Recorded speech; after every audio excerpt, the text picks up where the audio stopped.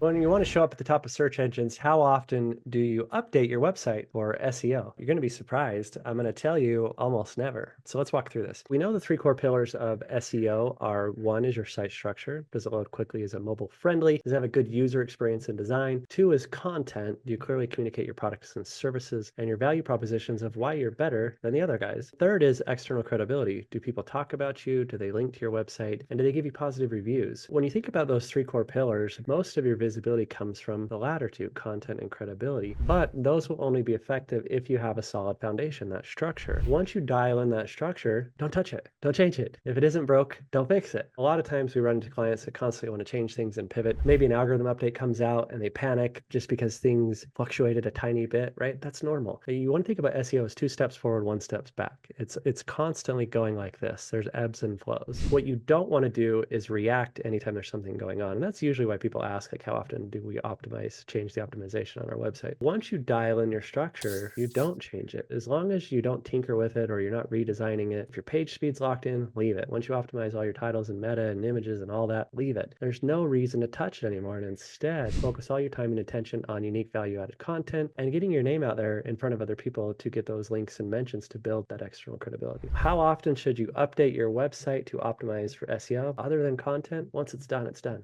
Don't touch it.